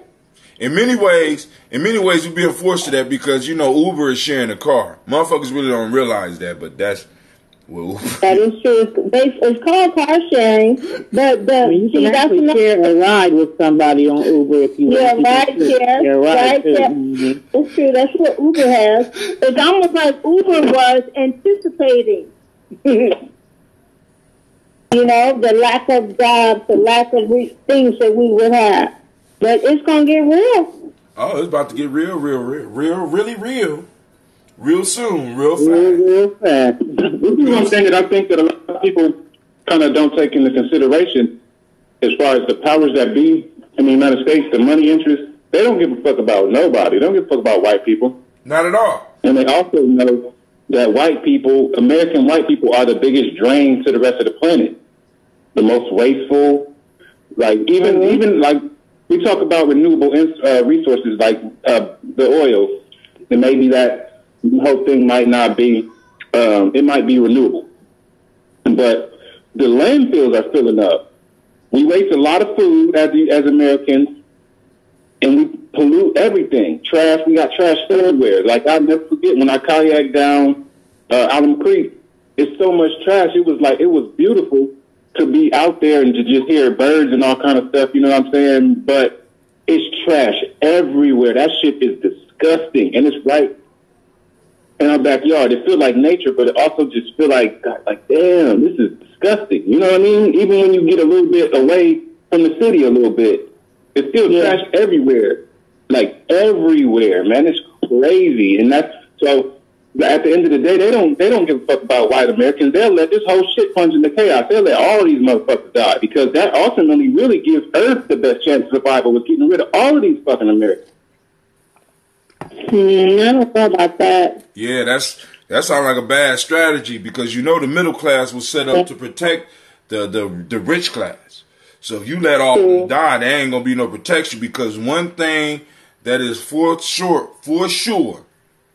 you're gonna have some poor motherfuckers that make it through. You know what I'm saying? So who gonna protect your rich ass from, you know what I'm saying? So you got to have a buffer class. I think, so to extend that theory out, the Georgia Guidestone says that whoever created the Georgia Guidestone says that Earth should exist in perpetual harmony with a total human population on the whole planet of 500 million people. We at 7 billion 500 million. Man. So that means 7 billion people on the planet have to die in order for this Georgia Guidestone to manifest itself. Right. There's only 350 million people in America. So if 50 million Americans survive, that's 10%. You know what I mean? So look at what's going on in the Middle East. You don't think that they're going to want to drop? They're going to want to just blow a bunch of them, just wipe all of them fucking people out to make the comparison. You see what I'm saying? Yeah, but they're going to try to say, like if they say 10% of the Europeans, 10% of the American white people in their mind, and wipe out 99% of the rest of these motherfuckers, then you got your 500 million. But this is the point. I'm just going to say, fuck the Georgia Guidestones. Because first off, we don't even know who erected it. Well, I mean, you know what I'm saying? That's Go ahead. probable, but how far away is that? What, 500 million? Well, they said that they just pushed up the whole, like, Okay, two things just came to mind. First, they pushed up their theory of how sustainable our current way of life is. It was like 2050 was like 10 years ago, but in 2018 they said 2030. By 2030, this lifestyle that we currently live as Americans in particular, or what Americans kind of setting the pace for how humans should live, because everybody's catching up to this. Everybody's getting a little bit more and more wasteful, more and more westernized. You see what I'm saying? So, well, crazy. I don't even like to say Western. I don't like Check Western. I hear Western everywhere. It's not freaking Western. It's white people. Can we? I'm sorry, Quincy. I don't want to offend you, but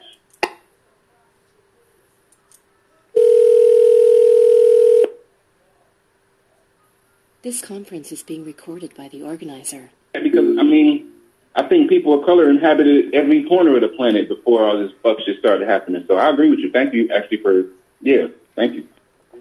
I'm going to say, I forgot. I got kicked off the line, goddammit. I had to come back in. And since we talk about numbers, we can move into the next piece of the conversation. Since Quasi brought up the numbers, we have the 2020 census coming up. And a major question that's on the Supreme Court docket is to decide whether the 2020 census will include citizenship question. The citizenship question. Now, I'm believing that the 2020 census should also have a distinguishing box for ADOS. What's your thoughts on that? I heard. Didn't Darity say that? Oh yeah, hell yeah. He been said that. You know what I'm saying? Because no, but I thought he said the census was going to include that. I don't know if it's going to include that. I need to look that up. I know that they had this whole citizenship question, but I don't know if officially if the census is going to have that, because that would be good. I thought it was official. Maybe I'm wrong. I'll look that up too, but I think we're moving in that direction. I think the whole ADOS is moving in that direction. And actually, it makes sense because we didn't become African Americans until the 80s. In fact, I remember when it happened, I was in Sierra Leone at the time, and my neighbor was like, "Oh, you African now." I was like, "Really?" He said, "Yeah, I just heard on the radio Jesse Jackson calling you guys African Americans. That was your new name." So the 80s wasn't that long ago. Man. We have a bunch of people, our parents, our grandparents, they were never really African American. So the fact that we are saying we want something to distinguish who we are because that's what we had before. We want to go back to what we had. And I think that's a natural progression. Man, because when I think about what you're saying, you said since the 80s. Yeah, because the 80s. The African American piece and just the black marker, because even because I remember the federal applications didn't even have African American on it. They had black. They sure didn't. That's a new thing. You know what I'm saying? They had black on there. Real new. It's real new. And the piece that a lot of people might not understand with that argument is that it allows them to dilute the numbers for black folks in America so that they could mask the mass failure of black folks. The mass failure. Somebody come get this door. No, for a fact, I know. I'm a teacher, and I tutor kids, and I give guidance some African kids to go to school in the States and stuff, scholarships. I've done all that. Kids will be like filling out the form, and they'll be like, there's nothing for me to say what I am. All they can say is African American. Mm-hmm. For some people, it's not like they want to do that. But that's all that's there. They start off with that. They look at me, and I'm like, you got to put that. Check the You're box. going to the States now. You are African American, just like me. And now, it's out of hand, because right now there's a big beef. There's a beef of brewing between ADOS and Pan Africans. The shit is heating up. Yeah, all you gotta do is go through the internet. It's heating up. You know what I'm saying? Because my whole perspective is this: you have to be able to put on your mask before you are able to help somebody else put on their mask when the plane is going down. And I think that's all ADOS is doing. That's all that we need to do in America. That's what we need to do in each country, where we are able to pull together just critical masses. It don't even have to be all the people, just critical masses of individuals that have a basic understanding. And then we could start meeting at the point of where our interests cross. That's how you develop business. That's how you develop relationships. You know what I'm saying? But if you willy-nilly just befriending everybody, you just open to everybody, anybody could walk up in your house, you are constantly in danger. You're constantly in danger. Now, Brother Shaka, our leadership go did ahead. that to us. We didn't do that to ourselves. Our leadership did that to us.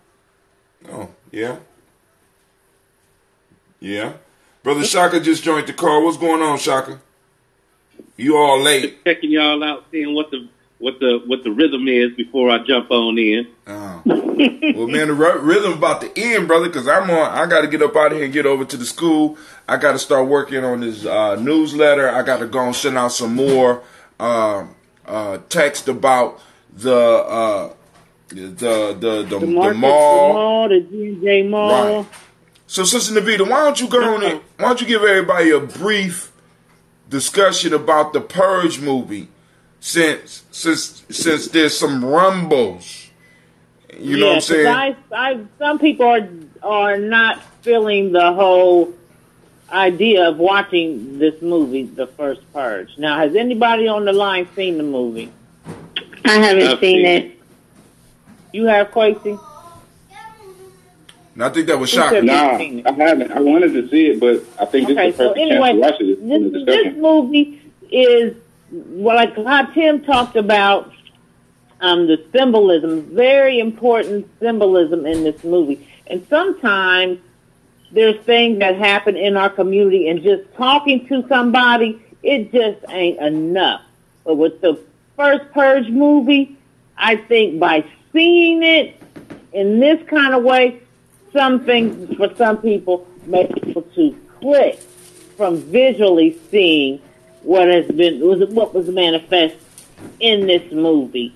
And, you know, a lot of times when we go to one of the purposes of having the family movie with the village is the conversation after. And this movie has a lot of talking points for conversation when it comes to us as a people. And I don't know if this is life imitating fiction or fiction imitating life, but there's a lot that can be pulled out of this movie for discussion with us as a people. And no, it's not one of those movies where it's just always to the detriment of black folks. It's where we're always losing. It's not one of those types of movies. It's not that we are winning or losing in particular in this movie. And I don't want to give away too much, but it's got a lot of symbolism, and there's a reason why, even like I said, if you look at the cover for the movie, and it has a black man with his blood coming down his face, locked. His hand is up in the air like the Statue of Liberty holding a torch, but he's holding a Molotov cocktail. And then the other hand, and the Molotov cocktail is on fire. And the other hand, he's holding some kind of a book. And it's really a symbol in that of the cover all on its own. You know, and what does it say? Give me liberty or give me death. So, I mean, I think it's a good movie to see, especially for discussion. So. Yeah.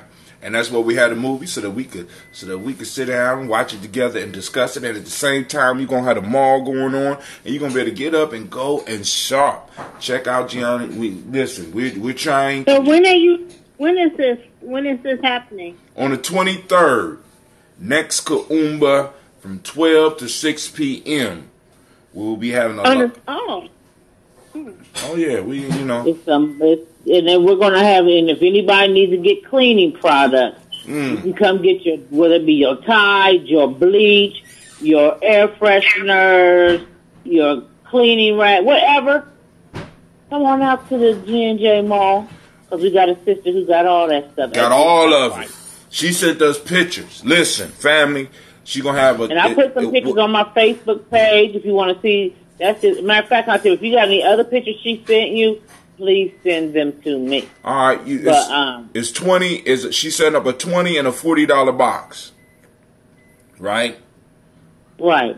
Okay, so she's gonna be setting up a $20 and $40 box. Family, we're not just talking about shea butter and books.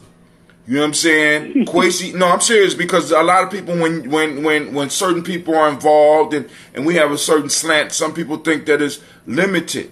Family, we are talking about vending, providing vending space. Kwesi, tell them about the idea. Shop.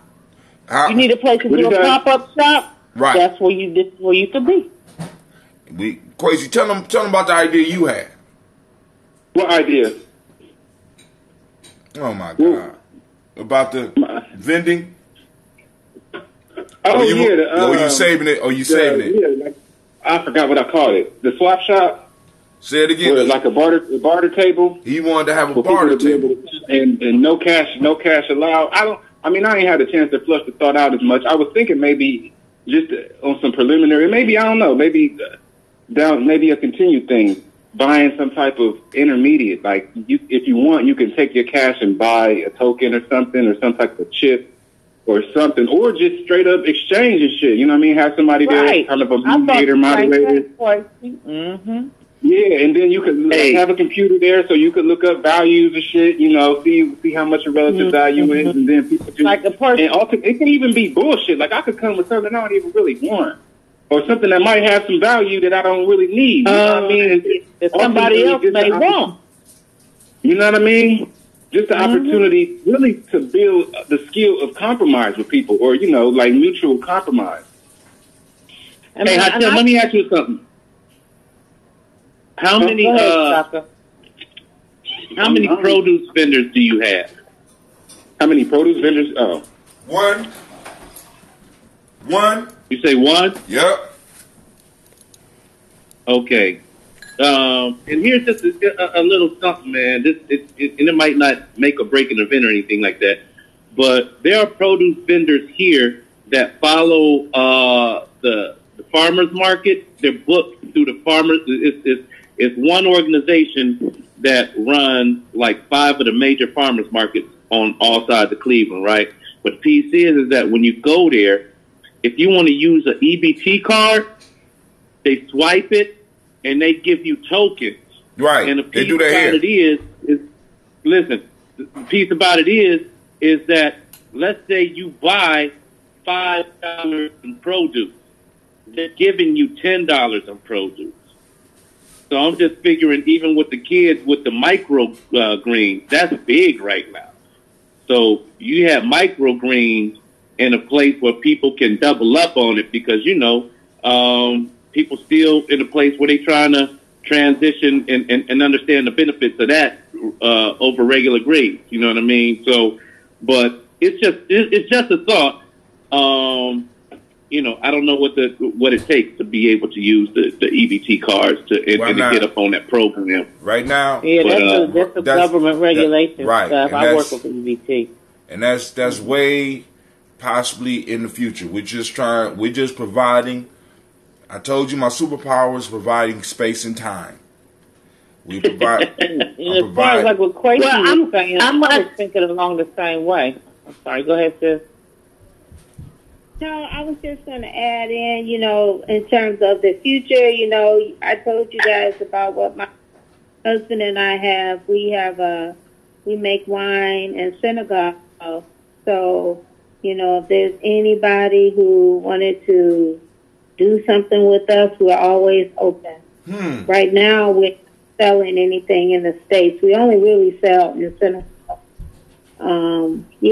So What's the regulations on shipping some stuff over here from there like that? Say that again.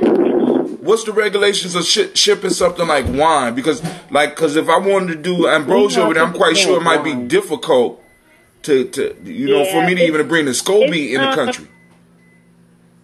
Wine is, alcohol is regulated by the FTB, Federal Tobacco and Alcohol Association. But the way it works essentially is the producer cannot sell wine direct to the consumer unless it's on the producer's property. And in our case, we're in Senegal. So you're talking about you have to import it from Senegal to the United States. Right. Now, if you import it, then you can sell it, but you just have to import it.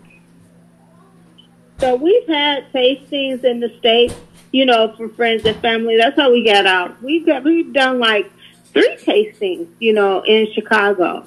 So we've done tastings and things like that. But we haven't sold any wine, of course, in the United States. I've sent wine to a distributor, an African-American lady who does distributing wine in Africa. And I've talked to her a few times. So we still open. And I've talked to a lot of people who say, yeah, I want to get your wine. We want to get your wine in the States. We want to do that. But it's work. It's paperwork. It's, a process. And in my case, we're not there in the States necessarily. So, and to distribute wine, to import wine from outside the United States and distribute it, you have to have an address in the United States. You have to have an address. Your company? Where your business. You have to have an address. It doesn't have to be, you just have to say, I'm a distributor and this is my address.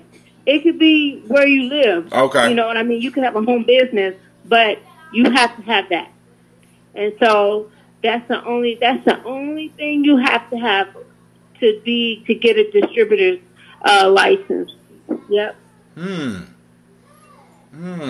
Yeah, but in regard to the barter piece that Quasi was talking about, I was even thinking within the G&J community mall that people could do just that. If you had some things you wanted to sell that are of some value, but you just don't want them anymore, or whatever your reason may be for selling them, then you could get a table for $20, and set then up. you could, and other people could get a table. And if that's selling you can barter with other people who have items that y'all might want to exchange those items. You may pay $20 for the booth, but you might come back with like $150 worth of stuff you got for just bartering. Right. You know what I'm saying? So you're still, it makes you you're not wasting your $20, and that's a low vendor fee anyway. Low. But and even it's worth this. Even to me, it's even worth just giving just on the mere fact that we're trying to build something. Right. But I almost feel like what I'm hearing is like a swap meet. But we don't want it to necessarily be under a swap meet type thing, because even at least, when I live in LA, swap meet to me wasn't nobody swapping shit. You was just buying straight out. That's what swap meet was. Just like you walk in and you have a lot of vendors selling different products and you just buy with cash. Nobody was swapping nothing at the swap meet in LA, at least not the ones I've been in. Right. I've been to the one in LA. I'm not. I'm just talking different ones throughout LA and like outside of Slauson. You know what I'm saying? Yeah, I'm talking about the swap meet on Crenshaw and Slauson. That's why I said Slauson. Outside of Slauson, swap meet. There's the swap meets are all over. You know what I'm saying? Yeah. And, but I just don't. I don't necessarily envision, like, when I think of a swap meet, I think of Like a swap, like you know how they are in L. Right. But I guess what I'm saying though, Navita, is that even though it's going to be different there, the behavior even might be different there. But I think that in terms of being able to grab the general public, I feel like swap meet is kind of it would at least serve that purpose. You know what I mean? And so I had a discussion in my class on Friday about the name swap meet, flea market, or mall. I just had this discussion with some people in my book club on Friday, and they felt, because initially we were going to say swap meet, but you know, people told me that they felt like when they hear swap meet, they don't necessarily think, or flea market, they don't necessarily think it's going to be quality thing. You're right. But You're when they hear You're a right. mall, they think more quality stuff at the mall, and they were kind of leaning more that they would like to shop more at a mall than they would at a flea market or swap meet. That's the only reason why and this was just last Friday in class. I had the conversation with some people like, well, maybe we should change the name, and they were like, no, that's swap meet and flea. That kind of sounds kind of like you might not have much quality stuff there. I'm just thinking, when I think of a flea market, so I was like, okay, well, maybe we should just stay with the mall theme, but we can still let people know that you can come into the mall and sell what you like. Hey, Navita, let me ask you something, though, and this is like, I'm just asking. Yeah. Mall, swap meets, flea markets. Do you think that the name would necessarily change the buyer's behavior in terms of bartering, and you're just saying that in terms of the outlook, it's a thing that reflects the quality of the vendors? Well, as far as on a bartering piece, you're saying, do I think the name would affect whether people would be willing to barter? Yeah. Well, let me just say this. I would like for people to barter, but I want people to buy. So I think that it won't discourage people as long as they know that bartering is welcome. And I think that, because one thing I want to do, I want to make sure people who are vending and have products to sell, I want those products to be sold. I want the exchange from cash to these vendors. That's very important to me. And the bartering piece can take place too, but some of these people can't barter stuff to pay their electric bill and their gas bill. Right. So for people who really need the cash and black people to support by spending their funds with them, I want that to be a large focus. And then, you want to barter too, then you're more than welcome to do that. And I think we could spread that with word of mouth. Yeah, we could have some type of indicator, like maybe a sign or something, like a certain color sheet on your table that you're open to barter. Or you could just tell people. I mean, why not just tell people? Because the whole piece is because the whole market idea, mall idea, how we want to look at it, is a center of commerce. It's a center of business, and it's a low price where individual does. Hello, check one, check two. Somebody's talking. Right. In the background, where individual does not have a high overhead cost to occupy a space for a amount of time to be able to introduce their wares to the community, and also being a place where we have all different type of ideas and people meeting. Like even some of the people with some of the different views you have. Why not set up a table? And I mean, just to help what we're doing, why not just set up a table and have discussion with people and shit? You know what I'm saying? I mean, it's like, what the fuck? You know what I'm saying? We want ideas. We want microgreens. We want fruits. We want vegetables. We want shea butter. We want African clothing. We want regular clothing. What if you got a whole bunch of regular clothes and you need to get rid of them, and you already sent them to dry cleaner or did whatever you need to do to make sure that they safe? You know what I'm saying? Because we living in times when, y'all know what I'm saying.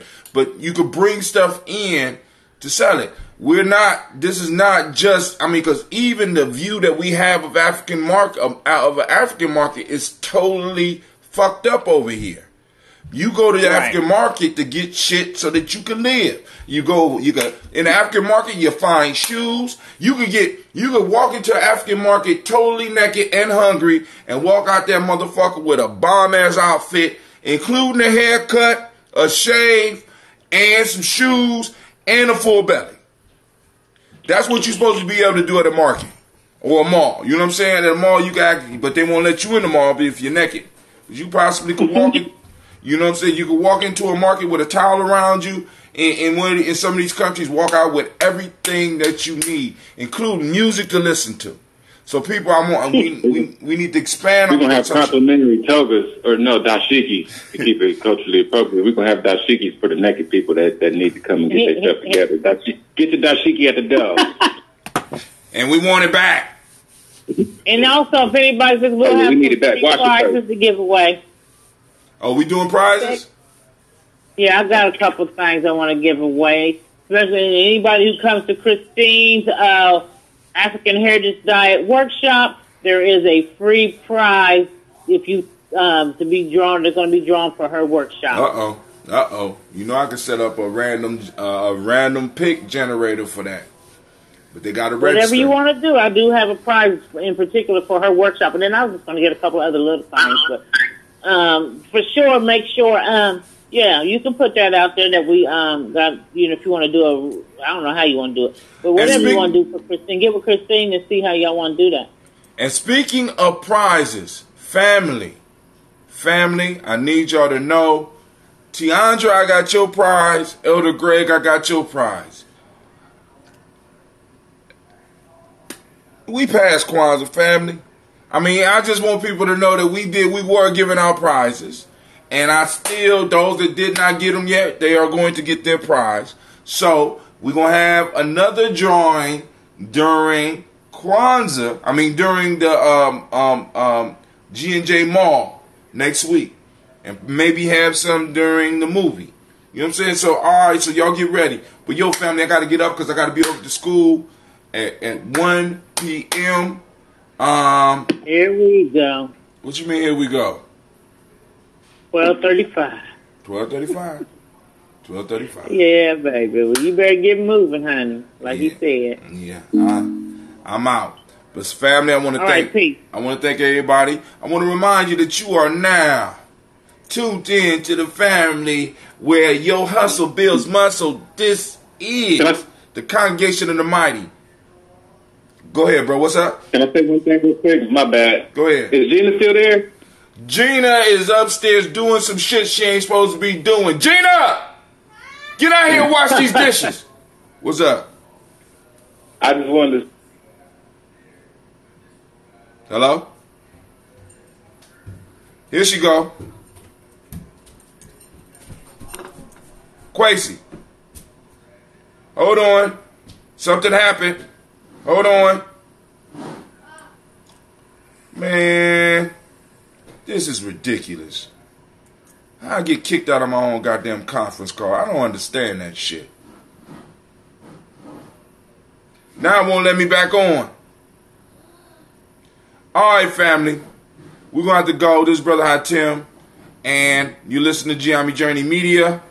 The Heart of a Simple Production. And we are out.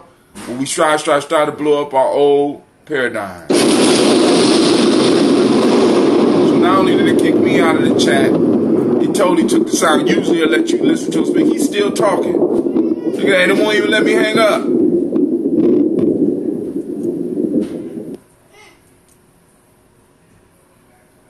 Alright, cool. There we go. Come on. Maybe it'll let y'all hear him a little bit. Still nothing. It won't hang up. Alright, family. I'm out.